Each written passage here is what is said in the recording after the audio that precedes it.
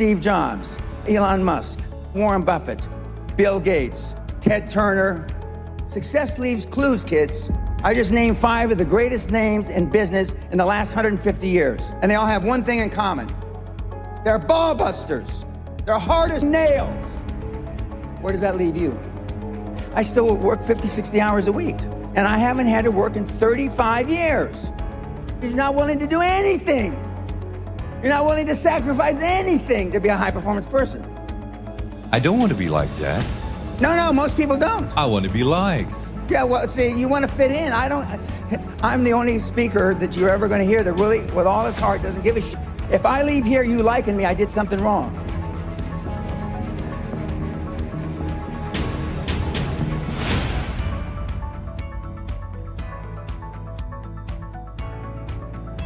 If we would like to improve the quality of our lives, personally and professionally, what would be your advice? What can we do? What is most important? Well, the most important thing is self-esteem. The people that we read about, the people that we admire, the Elon Musks, the Steve Jobs, the Warren Buffetts, etc., all have one thing in common. They have extremely high self-esteem. Of course, you've heard me say this before, self-esteem is built the first 7 or 8 years of life. And unfortunately, we're with our parents the first 7 or 8 years of life. Ergo, we don't have too much high self-esteem. But to build high self-esteem, and the way you build high self-esteem, if you're 25, 35, or 45, is to be around, surround yourself with other people that have high self-esteem. Show me your friends and I'll show you your future. And so you can reverse your childhood by who you associate with. How do you do that? Well, you find people that are where you want to be, but they're already there. You're 22 years old, you're 32, you're 41 years old, and there's a guy or a gal who's 45 years old who is where you want to be. They've accomplished a lot of things. If you're into, they're saving the world, they're using their money for good causes, go associate with those people, be around those people. And they're easy to find, but they're not going to knock on your door. They're not going to come to your apartment or your flat and ask you, oh, can I help you? And the best tool I've ever seen, it's like it was designed for this, is LinkedIn. It's the best social media tool for what we're discussing. And you can find these people. Now just remember, everybody that's on LinkedIn, all the, 20 million or whatever people that are on LinkedIn are all there for one reason. They're there because they want to do business, they want to meet people. Unlike some of the other social medias like Facebook or Twitter. But I mean, LinkedIn, they're there for a common purpose. They have a common bond. They have a common goal. They want to expand their horizons, and it's a great tool. I had self-esteem. I didn't know till I got grown up and was an adult that everybody didn't have self-esteem. I didn't understand that. I didn't realize that everybody didn't have self-confidence. I didn't realize that everybody didn't have self-worth. Gallup did a poll in 2016, worldwide, 87.6% of all the people on the planet. We'll just round it off. 87% of everybody that walks the face of the earth, 7.65 billion people, are unhappy. The high-performance people, the one thing that they all have in common is they're hungry. Hungry for a better life. Hungry for change. Hungry for the tough love their parents didn't give them. So is that what it needs? You have to be hungry, you need to feel the pain? Growth only comes through pain. No pain, no gain. It's the same in life. If love got the job done, you wouldn't need podcasts, you wouldn't need seminars. It doesn't. Tough love gets the job done. But being liked doesn't get you a raise when you're working for wherever you're working for. Efficiency, accountability. Most people that come to seminars are there because they weren't held accountable when they were growing up. What is your definition of a high-performance person?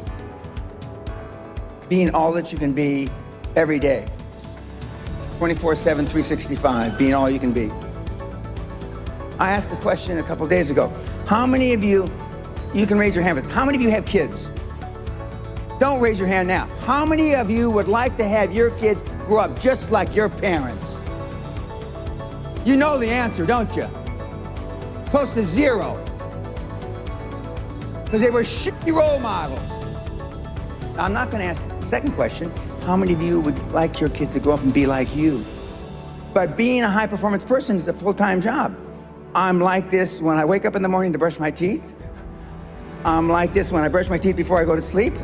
I'm like this 24/7, 365, and I've been like this for the better part of 50 years.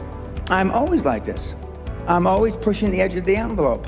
But the sun is going to gobble up the earth in about between 7 and 11 billion years.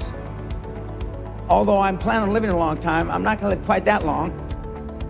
But I just work hard. I don't know any other thing than hard work. And hard work is out of favor now. It just is. But I'm a dying breed. I'm a Neanderthal. I understand that. I'm sad to say that because I know it's a sad commentary for the human race. Because you're not willing to make any sacrifices to be high performance. I still work 50, 60, I don't consider it work. I still work 50, 60 hours a week. And I haven't had to work in 35 years. So the bottom line, you're not willing to do anything. You're not willing to sacrifice anything to be a high performance person. It sounds strange in hindsight. I found making $450 million easy. Easy. And I wanted to do something more with my life. And so when I got into the financial coaching, I wanted to change the fabric of financial coaching, which I have. And I wanted to be known as, and now that's what they call me, the greatest of all time. But this was just me flapping my mouth 25 years ago. Now I am the greatest of all time, vis-a-vis creating wealth through people like yourselves. And I wanted to leave that legacy. And I wanted people like, I'm from the barrio, I'm a real rough background, been in jail 5 times, did a lot of ugly things. But I'm glad it happened to me because I know what the other side, like some of you have never been kicked in the teeth. I know what it is to be kicked in the teeth and my teeth be on the pavement. I know what that feels like. I know the humiliation. Forget the pain, you get over the pain. I wanted the poor kids to understand that they had a methodology, there was a methodology used by one of them that was once poor and got in a lot of trouble. You can do it if you want to do it bad enough. The operative part of that little description is if you want it bad enough. Muhammad Ali, arguably one of the greatest fighters ever, he was talking shit since he was 14, 15 years old, I'm the greatest. Before he ever had a professional fight. My father said, if you've got something in your mind, it should come out of your lips. The squeaky wheel gets the grease. And you've been taught all your life not to ask. You've been trained, keep your head down, don't embarrass yourself, don't embarrass the family, don't say things that may not happen. And I do just the opposite. I tell you to set goals beyond your lifetime. I tell you to set goals as soon as humanly possible. When kids come to me, they want to make 1 million, 10 million, and then when they've made 100 million, they say, Mr. Pena, we would have never, ever dreamt that we could create 100 million until we met you. You will never exceed your highest expectation. You will never exceed your highest, craziest thought. Never. That's a guarantee. But kids, you can have whatever you want.